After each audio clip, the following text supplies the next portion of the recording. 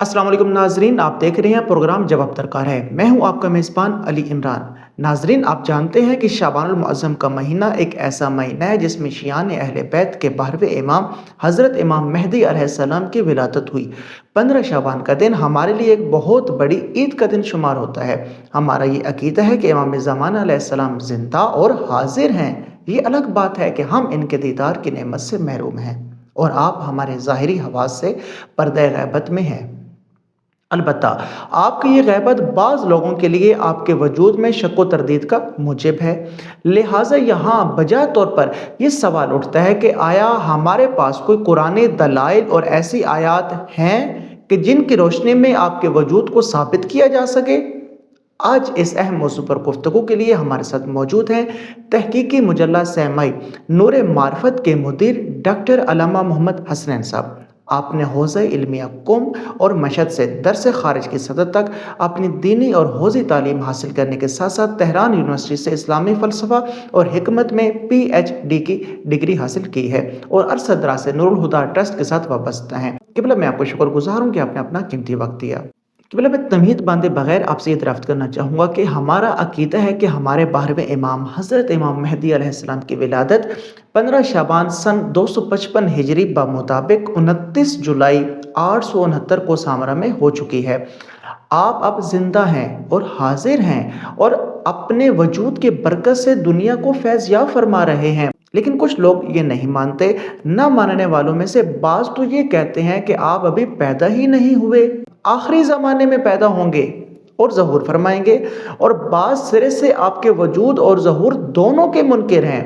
اس پس منظر میں میرا پہلا سوال یہ ہے کہ ہمارے پاس حضرت امام مہدی علیہ السلام کے وجود پر کوئی قرآنی دلائل و آیات موجود ہیں؟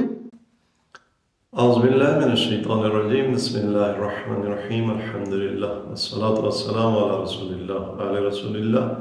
واللعنۃ الدائمہ علی اعدائہم اعداء اللہ۔ جی عمران بھائی، میں آپ کو اور اپنے محترم ناظرین کو امام زمانہ جل اللہ فرج الشریف کے یوم ولادت کی مناسبت سے 15 شعبان کی عظیم عید کی مناسبت سے مبارکباد پیش کرتا ہوں،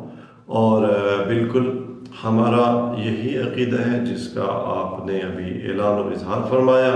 جہاں تک آپ کے سوال کا تعلق ہے کہ آیا امام زمانہ جل اللہ فرج شریف کے وجود پر کوئی قرآنی آیات بطور دلیل پیش کی جا سکتی ہیں یا نہیں، تو اس کا جواب بالکل مثبت میں عرض کروں گا کہ ایک نہیں، ہم دسیوں آیات قرآنی سے آپ کے وجود اور آپ کے ظہور کے بارے میں استدلال کر سکتے ہیں، ثبوت پیش کر سکتے ہیں۔ اور ایک پروگرام جو کہ آپ خود ہی آن لائن کر چکے ہیں، جس میں ہم نے سورہ مبارکہ قدر کی آیت شریفہ تنزل الملائکۃ والروح، اس کے حوالے سے اس کی تفسیر اور اس کی تطبیق آپ امام زمانہ جل اللہ فرج شریف کے وجود پر کی، اور وہ آیت کریمہ آپ کے وجود کی دلیل ہے، کیونکہ یہ آیات جو تنزل الملائکۃ والروح سورہ مبارکہ قدر کی آیت ہے، یہ جیسا کہ پہلے عرض کیا جا چکا ہے، یہ دوام اور استمرار پر دلالت کرتی ہے۔ یہ اب بھی ہر لیلۃ القدر میں ملائکہ کے نازل ہونے کی بات کرتی ہے۔ ملائکہ جس ہستی پر نازل ہوتے ہیں، جس عالم امکان کے قطب اور محور پر یہ ملائکہ نازل ہوتے ہیں، اس ہستی کا نام امام زمانہ حضرت امام مہدی علیہ السلام ہے۔ اس کے علاوہ ایک اور آیت کریمہ جس سے امام زمانہ جل اللہ فرج شریف کے وجود اقدس پر استدلال کیا جا سکتا ہے، اسے ثبوت کے طور پر پیش کیا جا سکتا ہے آپ کے وجود پر، کہ آپ پیدا ہو چکے ہیں اور اس وقت اس کائنات میں اور اس زمین پر، اس کرۂ ارض پر آپ زندہ ہیں، اور آپ کے وجود کی برکت سے یہ دنیا فیضیاب ہو رہی ہے۔ وہ سورہ مبارکہ البقرہ کی آیت نمبر 30 ہے، جس میں ارشاد پروردگار ہوتا ہے وَإِذْ قَالَ رَبُّكَ لِلْمَلَائِكَةِ إِنِّي جَاعِلٌ فِي الْأَرْضِ خَلِيفَةً۔ یہ آیا یہ بتاتی ہے کہ اللہ تبارک تعالیٰ نے زمین میں اپنے خلیفہ کو پیدا کیا ہے، بنایا ہے، قرار دیا ہے۔ یہ زمین خدا کے خلیفہ کے بغیر نہیں رہ سکتی، اگرچہ اس خلافت کے جو بعض مصادیق ہیں جو انبیاء علیہ السلام ہیں، اور جناب ختمی مرتبت خاتم النبیین حضرت محمد مصطفیٰ صلی اللہ علیہ وسلم ہیں، یہ اللہ تبارک تعالیٰ کی زمین پر خلیفہ تھے،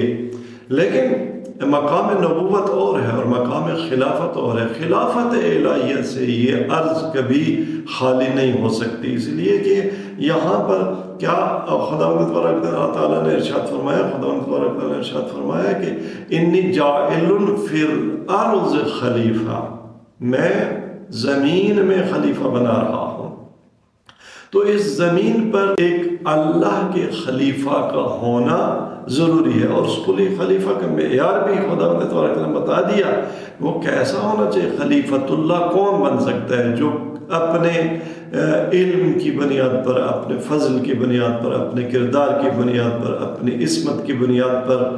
اور خدا کے دین کو قائم کرنے کے لیے اپنی جد و جہد کی بنیاد پر، غرض کے تمام انسانی فضائل و کمالات کے لحاظ سے اس مقام اور مرتبت پر فائز ہو کہ وہ مسجود ملائکہ قرار پا سکے۔ بس دو باتیں، ایک یہ کہ اس زمین پر خلیفۃ اللہ کا وجود ضروری ہے، اس آیت کی کوئی قید نہیں ہے، کسی زمانے کے ساتھ اس کو مقید نہیں کیا جا سکتا، جب تک یہ زمین باقی اس زمین پر اللہ کے خلیفہ کا وجود باقی۔ اور دوسری بات ہے کہ اس خلیفہ کے وجود کا معیار اور اس کی شخصیت کا معیار یہ ہے کہ وہ اتنی برتر ہستی ہو کہ جسے ملائکہ بھی سجدہ کریں، وہ ملائکہ کی تعظیم کی مستحق ہستی ہونی چاہیے۔ تو اس کائنات میں اگر کوئی ایسی ہستی ہے تو کوئی نہیں دکھا سکتا، وہ ہم دکھا سکتے ہیں، ہم بتا سکتے ہیں کہ وہ فرزند زہرا امام زمان جل اللہ فرج الشریف ہیں۔ تو یہ ایک گویا دوسری آیت ہے امام زمان علیہ السلام کے وجود کو جس آیت سے ثابت کیا جا سکتا ہے، جو اس بات پر کی دلیل ہے کہ آپ پیدا بھی ہو چکی ہیں، اسی وقت حاضر اور حی بھی ہیں، اور آپ کے وجود کی برکت سے یہ عالم کائنات فیض پا رہا ہے۔ تو پہلے میرا دوسرا سوال یہ ہے کہ ہمارے بعض علماء حضرت امام مہدی علیہ السلام کے وجود پر سورہ رات کی آیت 7 میں ہر قوم کا ایک ہادی ہے کی آیت سے ثبوت پیش کرتے ہیں، بھلا اس آیت سے کیسے ہم آپ کے وجود کو ثابت کر سکتے ہیں؟ جی بالکل، یہ آیت کریمہ بھی سورہ مارکیرات کی جو آیت نمبر 7 ہے، یہ گویا تیسری آیت ہے جس سے مولا کے وجود کو اور آپ کے موجود ہونے کو ثابت کیا جا سکتا ہے، اور وہ یہی کہ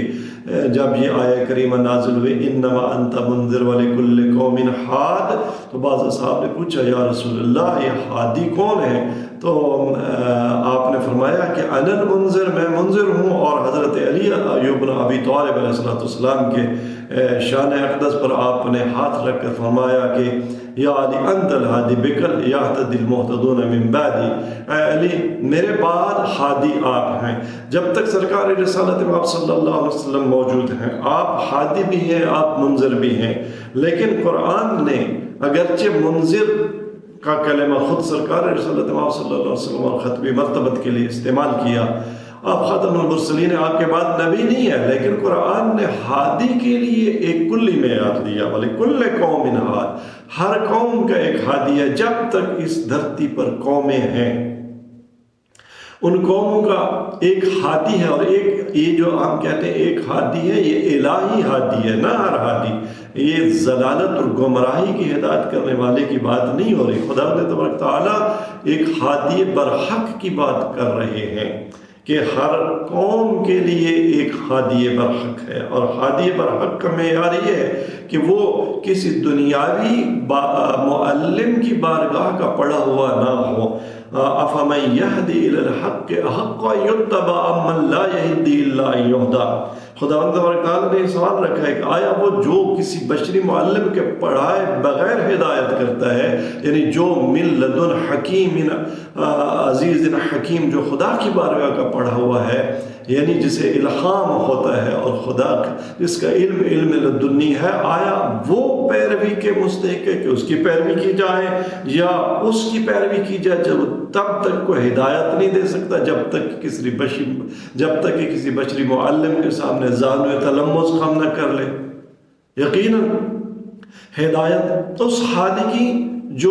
جس کا علم لدنی ہو، جو خدا کی تعلیم کے ذریعے سے ہادی برحق ہو. ایسا ہادی ہر قوم کے لیے ہے، اور قوم جب تک ہے، بنی نوع بشر جب تک ہے، ایسا ہادی ہونا چاہیے، ضروری ہے اس کا وجود. اور یہ آیہ کریمہ جس ہستی پر یہ تطبیق کرتی ہے وہ امام زمان حضرت امام مہدی جل اللہ فرج شریف کا وجود ہے. قبلہ صاحب، آیا جن 3 قرآنی آیات پر آپ نے گفتگو فرمائی ہے، ان کے علاوہ آپ کے وجود کے اسبات پر قرآن میں کیا کوئی چوتھی آیت بھی موجود ہے؟ جی بالکل، اور بھی آیات کریمہ موجود ہیں، اور ان میں من جملہ سورہ مبارکہ البقرہ کے آیت نمبر 124 ہے، جس میں ارشاد پروردگار ہوتا ہے: اذ ابتلى ابراہیم ربہ بکلمات فاتمہن قال انی جاعلک للناس اماما. یہ آیہ کریمہ اس میں ہر دور کے لیے امامت ثابت ہوتی ہے. انی جاعلک للناس اماما، کیونکہ اس آیت، یہ جو آیت جب آگے چلتی ہے کہ اللہ تبارک تعالیٰ نے جب حضرت ابراہیم علیہ السلام کو یہ فرمایا کہ انی جاعلک للناس اماما، میں آپ کو لوگوں کا امام بنا رہا ہوں، پس اس سے پہلی بات یہ ثابت ہوتی ہے کہ جب تک ناس ہے، جب تک لوگ ہیں، خدا کی طرف سے ان کے لیے منسوب من اللہ امام ہونا ضروری ہے. اور دوسری بات، جب حضرت ابراہیم علیہ السلام نے سوال کیا وَمِن ذُرِّيَّتِي، کہ بار الہ یہ جو منصب امامت ہے تو میری ذریت کو بھی عطا فرما. تو خداوند تبارک تعالیٰ نے اگر امامت کو کسی بھی مرحلے پر ختم کر دینا ہوتا اور بعد والے جو نسلیں ہیں ان کے لیے امام کا وجود ضروری نہ ہوتا، تو خداوند تبارک تعالیٰ یہ واضح فرما دیتا کہ اے ابراہیم، تیرے بعد امامت کا سلسلہ منقطع ہو جائے گا، یا تیری مثلا نسل میں سے فلاں پشت پر یہ سلسلہ ختم ہو جائے گا. لیکن حضرت ابراہیم نے قیامت تک اپنی نسل کے لیے امامت کا منصب مانگا، عہدہ مانگا. اللہ تبارک تعالیٰ نے انکار نہیں کیا، لیکن ایک معیار بتایا، فرمایا لا ینال عہدی الظالمین. اے ابراہیم، بے تیری اولاد سے یہ منصب امامت عطا کروں گا تیری آنے والی نسلوں کو قیامت تک، لیکن میرا یہ عہد ظالم کو نہیں ملے گا. یہ عہد اسے ملے گا جس نے کسی بھی قسم کا شرک کا ظلم، عملی ظلم، عقیدتی ظلم کبھی نہیں کیا ہوگا، جو انفلیبل ہوگا، جو معصوم ہوگا، اسے یہ عہدہ ملے گا. تو پس قیامت تک حضرت ابراہیم کی اولاد سے ایک امام کا ہونا ضروری ہے، اور جو حضرت ابراہیم کی اولاد سے اور ظالمین میں سے بھی نہ ہو، جس سے کسی فکری اور عملی آلودگی اور کثافت نے وہ کبھی اس کا دامن بھی نہ چھوا. تو اس آیت سے بھی ثابت ہوتا ہے کہ اس عصر میں بھی حضرت ابراہیم علیہ السلام کی آل ابراہیم سے ایک امام کا وجود ضروری ہے. اور وہ ہستی کون ہے؟ یقیناً اس ہستی کا نام ہے حضرت امام مہدی اجل اللہ فرج الشریف. قبلہ، آیا ہم آپ کے وجود پر سورہ ہود کی آیت نمبر 86 میں بقیت اللہ سے بھی ثبوت پیش کر سکتے ہیں؟ جی بالکل، یہ اتفاقاً ہماری چھٹی آیہ کریمہ جس سے امام زمان جل اللہ فرج شریف کے زندہ، حی اور حاضر ہونے پر استدلال علماء امامیہ نے کیا ہے، اور وہ یہی آیہ کریمہ ہے سورہ مبارکہ ہود کی آیہ کریمہ بقیت اللہ خیر لکم ان کنتم مؤمنین وما انا علیکم بحفیظ، کہ بقیت اللہ، اللہ کا ذخیرہ، اللہ کا باقی رکھا ہوا، وہ تمہارے لیے بہتر ہے اگر تم مومن ہو. تو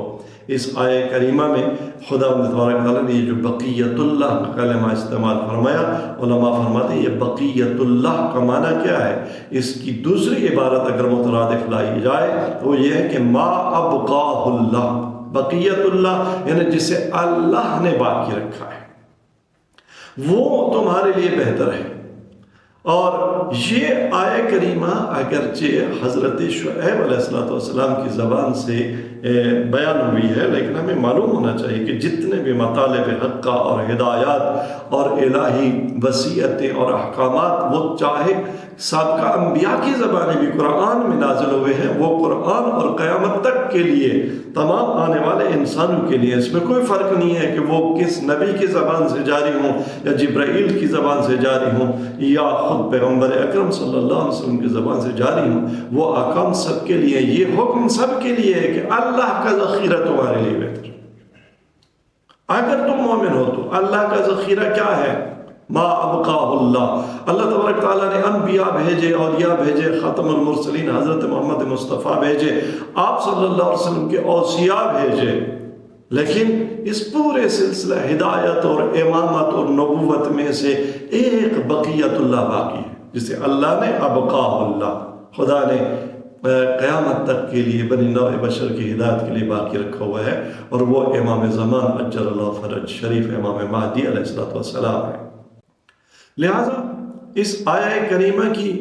تفسیر میں ائمہ اہل بیت علیہ السلام سے بہت سی روایات نقل ہوئی جو اس بقیت اللہ کا جو معنی کرتی ہیں وہ امام مہدی ہے۔ مثال کے طور پر کتاب اکمال الدین میں امام باقر علیہ السلام سے یہ روایت نقل کی ہے کہ آپ فرماتے ہیں کہ سب سے پہلی بات جو حضرت مہدی علیہ السلام اپنے قیام کے وقت جو پہلی گفتگو فرمائیں گے وہ آپ اسی آیت کی تلاوت کریں گے، بقیت اللہ خیر لکم ان کنتم مومنین۔ اور اس کے بعد امام زمان اجل اللہ فرجہ شریف اپنے ظہور کے وقت کیا فرمائیں گے؟ فرمائیں گے کہ انا بقیت اللہ، اے لوگوں میں بقیت اللہ ہوں، خدا کا ذخیرہ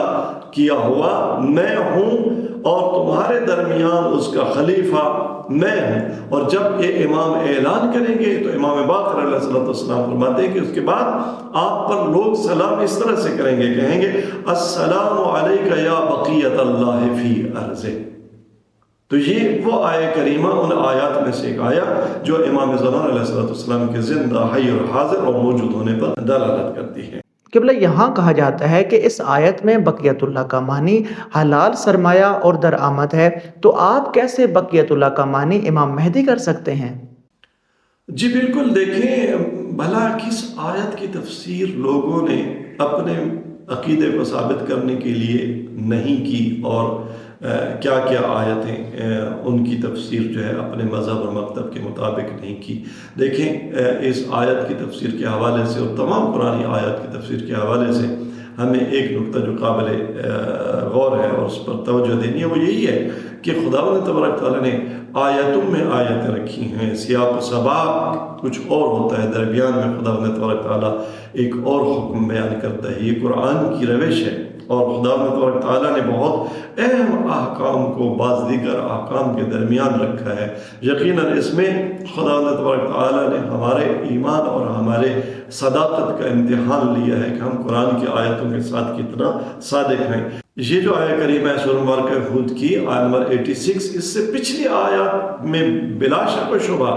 جو بات ہوئی ہے وہ حلال و حرام کے احکام کی ہوئی ہے، اور مال کے کمانے کی ہوئی ہے، اور حلال مال کے کمانے کی ہوئی ہے، لیکن اس کا مطلب یہ نہیں کہ اس آیت میں بقیت اللہ سے حتماً وہی مال حلال مراد ہے۔ اور دوسری بات، ایک لمحہ کے لیے اگر مان بھی لیں کہ بقیت اللہ، دیکھیں بقیت اللہ کا معنی یہ ہے کہ جو اللہ نے ذخیرہ کیا ہے، ما ابقاہ اللہ۔ اب یہ ما ابقاہ اللہ ایک کلی عنوان ہے جس کے کئی مصادیق ہو سکتے ہیں، ایک ٹائٹل ہے، اور قرآن کریم کے احکامات کے جو ٹائٹلز ہیں وہ جس چیز پر صادق آتے ہیں، لہٰذا بعض مفسرین نے، اہل سنت کے بعض مفسرین نے بھی اس بقیت اللہ کے کئی معنی بیان کیے ہیں۔ حلال مال بیان کیا ہے، اللہ تبارک تعالیٰ کی بندگی اس کا ایک معنی بیان کیا گیا ہے، یعنی وہ چیز جو خدا نے انتخاب کی ہے، خدا نے بنی نوع بشر کے لیے باقی رکھی ہے، جو خدا کا انتخاب ہے، خدا نے اس پہ اجر و پاداش دینی ہے، تو وہ ایک مصداق ہو سکتا ہے۔ اور یہ بات اس بات کے ساتھ کوئی تضاد نہیں رکھتی کہ ما ابقاہ اللہ کا بزرگ ترین مصداق وہ اعمال کی بجائے، وہ اشیاء کی بجائے وہ ایک خاص شخص ہوں، ایک خاص شخصیت ہوں، تو بنابراً کوئی فرق نہیں پڑتا جو بعض مفسرین نے بیان کیا وہ بھی مراد ہو، جیسا کہ قرآن کریم کا ایک ظاہر ہے، قرآن کریم کے بطون ہیں قرآن کریم کی ایک آیت کے 70 تک بطون بیان کیے گئے ہیں، یعنی ایک آیت سے آپ 70 معانی، ایک عنوان کے 70 مصداق آپ لے سکتے ہیں۔ تو یہ بات کو آپس میں تضاد نہیں رکھتی کہ اگر ہم بقیت اللہ کا معنی کہیں حلال مال بھی لے لیں یا عبادت و بندگی بھی لے لیں تو اس کا مطلب یہ نہیں ہے کہ اس کا معنی یا امام مہدی جل اللہ فرج شریف کا فیض، آپ کا وجود، وہ ہستی جسے اللہ نے باقی رکھا ہے، وہ مراد نہ لیا جا سکتا، تو ایسا نہیں ہے۔ قبلہ آج کے اس پروگرام کا میرا آخری سوال یہ ہے کہ جو آپ کے ظہور کے سرے سے منکر ہیں یا یہ کہتے ہیں کہ روایات میں جس ہادی مہدی کی بات ہوئی ہے ان کا ظہور ہو چکا ہے، آیا ان کے لیے قرآن آیات سے آپ کے ظہور کو جو انشاءاللہ جلد تحقق پائے گا ثابت کیا جا سکتا ہے؟ جی بالکل، جیسے آپ کے وجود مقدس کو قرآن کی متعدد آیات سے ثابت کیا جا سکتا ہے، اور ہم نے چند ایک آیات کی طرف آج کے پروگرام میں اشارہ کیا بڑے جلدی کے ساتھ اور اختصار کے ساتھ، اسی طرح سے آپ کا ظہور حتمی ہے، اور وہ ظہور ابھی نہیں ہوا، وہ ہوگا، اور اس آپ کے ظہور پر بھی قرآن کریم کی لگ بھگ 6-7 آیات سے کم از کم استدلال کیا جا سکتا ہے۔ میں صرف ایک فہرست گنوا دیتا ہوں، اشارہ کر دیتا ہوں، ظاہر ہے ہمارا وقت پروگرام کا محدود ہے۔ دیکھیں قرآن کریم کی بہت سی آیات ہیں، مثال کے طور پر سورہ مبارکہ اعراف کی آیت نمبر 128 میں ارشاد پروردگار ہوتا ہے، قال موسیٰ لقومہ استعینوا باللہ واصبروا ان الارض للہ یورثها من یشاء من عبادہ والعاقبۃ للمتقین۔ یہاں اللہ تبارک تعالیٰ حضرت موسیٰ کی زبانی ایک وعدہ دے رہا ہے، اور وہ یہ ہے کہ ان الارض للہ، یہ زمین اللہ کی ہے، یورثها من یشاء، اللہ جسے چاہتا ہے اسے اس کی وراثت دے گا۔ اب اللہ کسے چاہتا ہے؟ اللہ ظالمین کو وراثت نہیں دیتا، وہ اللہ کی نہ چاہت ہے، مشیت ہے، وہ یہ اہل دنیا ہے، وہ یہ اہل دنیا ہے جو ظالمین کو بادشاہ بنا دیتے ہیں۔ اور خدا نے چونکہ اس دنیا میں جبر کا قاعدہ نہیں رکھا، وہ سوء اختیار ہے بندوں کا۔ خدا کہ جو ہادی ہیں جنہیں خدا وارث بناتا ہے زمین کا، وہ یا انبیاء ہوتے ہیں یا انبیاء کے وصیہ ہوتے ہیں۔ بنابراً اس زمین پر انبیاء کی وراثت، انبیاء کی حکومت وہ ثابت شدہ ہے۔ لیکن اگر ہم بنی نوع بشر کی تاریخ کو دیکھیں تو الارض ان الارض یورث للہ، یا سورہ مبارکہ انبیاء کے نمبر 105 میں ذکر ہوا، وَلَقَدْ كَتَبْنَا فِي الزَّبُورِ مِن بَعْدِ ذِكْرِ أَنَّ الْأَرْضَ يَرِثُهَا عِبَادِيَ الصَّالِحُونَ۔ ہم نے زبور میں ذکر کے بعد ہم نے زبور میں لکھ دیا ہے، حتمی قرار دے دیا ہے کہ ان الارض، کہ پوری زمین، الارض علماء عربی گرامر کے علماء جانتے ہیں کہ اس میں الف لام جو ہے وہ استغراق کا، پوری زمین کی بات ہو رہی ہے، کرۂ زمین سارا، اس کو یرثها عبادی الصالحون، اس پر اللہ کے ومن یشاء کون ہے؟ عبادی الصالحون، اللہ کے صالح بندے، وہ ان کی وراثت میں جائے گی، ان کی حکومت میں جائے گی، ان کے اقتدار میں آئے گی۔ لیکن آج تک بنی نوع بشر کی تاریخ میں کبھی پوری سرزمین زمین پر اگر کہیں الہی حکومتیں قائم بھی ہوئے تو مختلف شہروں میں، مختلف علاقوں میں، پورے کرۂ ارض پر وہ حکومت قائم نہیں ہوئی۔ تو وہ حکومت قرآن کا وعدہ ہے کہ قائم ہوگی، بنابراً قرآن کا یہ وعدہ ایسے صادق وعدہ ہے اور سچی کتاب کا وعدہ ہے، تو اس کا ظہور ہوگا اس مولا کا جو اللہ کا صالح بندہ ہوگا۔ اس کے علاوہ اور بھی آیات ہیں، مثال کے طور پر سورہ مبارکہ قصص کے آیت نمبر 5 اور 6 جس میں ارشاد پروردگار ہوتا ہے، وَنُرِيدُ أَن نَّمُنَّ عَلَى الَّذِينَ اسْتُضْعِفُوا فِي الْأَرْضِ وَنَجْعَلَهُمْ أَئِمَّةً وَنَجْعَلَهُمُ الْوَارِثِينَ وَنُمَكِّنَ لَهُمْ فِي الْأَرْضِ، ہم پوری زمین میں انہیں تمکنت عطا کریں گے، پوری زمین پر ان کا اقتدار، جنہیں زمین میں مستضعف رکھا گیا ہے انہیں امام بنائیں گے، انہیں زمین کا وارث بنائیں گے۔ اسی طرح سورہ مبارکہ توبہ کی آیت نمبر 33 میں ارشاد هو الذی ارسل رسولہ بالہدی ودین الحق لیظہرہ علی الدین کلہ، اللہ تبارک تعالیٰ نے یہ دین حق بھیجا ہے، اس کو اللہ تبارک تعالیٰ نے کیوں بھیجا ہے کہ ہر دین پر غالب آئے۔ یا سورہ مبارکہ الفاتح کی آیت نمبر 28 میں ارشاد فرماتا ہے هو الذی ارسل رسولہ بالہدی ودین الحق لیظہرہ علی الدین کلہ وکفی باللہ شہیدا۔ اور اسی طرح سے سورہ مبارکہ نور کی آیت 55 میں ارشاد فرماتا ہے وَعَدَ اللَّهُ الَّذِينَ آمَنُوا مِنكُمْ وَعَمِلُوا الصَّالِحَاتِ، اللہ کا وعدہ ہے نیک لوگوں سے جو ایمان لائے، جنہوں نے صالح عمل بجا لائے۔ کیا وعدہ ہے؟ لَيَسْتَخْلِفَنَّهُمْ فِي الْأَرْضِ، وہ پوری زمین پر انہیں خلافت عطا کرے گا۔ تو اگر ہم اسلام کی خصوصیات دیکھیں، اسلام وہ دین ہے جو جہانی اور یونیورسل دین ہے۔ اسلام کا غلبہ پوری کائنات پر ہونا ہے، لیکن آج تک یہ غلبہ اسلام کو حاصل نہیں ہوا، اور وہ وعدہ الہی جو متعدد آیات میں لگ بھگ 6 آیات کریمہ ہیں جو اس پوری کائنات زمین پر خدا کے خلیفہ کی حکومت کی بات کرتی ہے، خدا کا یہ وعدہ بتاتی ہے، تو اس کا مطلب یہ ہے کہ یہ وعدہ ضرور تحقق پائے گا، اور اندہ ظہور تحقق پائے گا۔ اور جب امام زمان اجل اللہ فرج شریف کا ظہور ہوگا تو پوری کائنات پر عدل کی حکومت قائم ہو جائے گی، اور وہ اپنے ظہور کے بعد اس کو یملأ الارض قسطا وعدلا کما ملئت ظلما وجورا، وہ آقا و مولا اس زمین کو عدل و انصاف سے اس طرح سے پر کر دیں گے جس طرح سے ظلم اور بربریت اور جور سے پر ہوگی، کہ اگر مشرق عالم سے ایک اکیلی خاتون بھی زیورات میں لدی ہوئی تنہائی میں سفر کرے گی اور مشرق عالم سے مغرب تک کا سفر کرے گی تو کوئی اس کے در پہ نہیں ہوگا۔ تو یہ عدل قائم ہونا ہے، یہ حکومت قائم ہونی ہے، اور آج تک نہیں ہوئی تو یقیناً اس حکومت کا انتظار ہے، اس مولا اور اس آقا اور حاکم اور اس خلیفۃ اللہ کے ظہور کا انتظار ہے۔ اس کا ظہور قطعی ہے، اور یہ ہمارا عقیدہ ہے جو قرآنی آیات سے ثابت شدہ ہے۔ ناظرین، میں امید کرتا ہوں کہ آپ نے حجت الاسلام علامہ ڈاکٹر محمد حسنین صاحب کی علمی گفتگو سے استفادہ کیا ہوگا۔ ہم قبلہ سب کے مشکور ہیں کہ انہوں نے اس پروگرام کے لیے اپنا وقت نکالا۔ شکریہ، آپ کا بھی بہت بہت شکریہ کہ آپ نے ایک بار پھر ہمیں موقع دیا کہ ہم اپنے ناظرین کی خدمت میں ایک انتہائی اہم موضوع پر جو ہماری زندگیوں سے براہ راست مربوط ہے اس موضوع پر انشاءاللہ قابل استفادہ گفتگو کر سکے۔ امید ہے کہ ہمارے ناظرین نے بھرپور استفادہ کیا ہوگا۔ والسلام علیکم ورحمۃ اللہ وبرکاتہ۔ ناظرین، انشاءاللہ آپ سے ملاقات ہوگی اگلے پروگرام میں، تب تک کے لیے علی عمران کو اجازت دیجیے۔ اللہ حافظ۔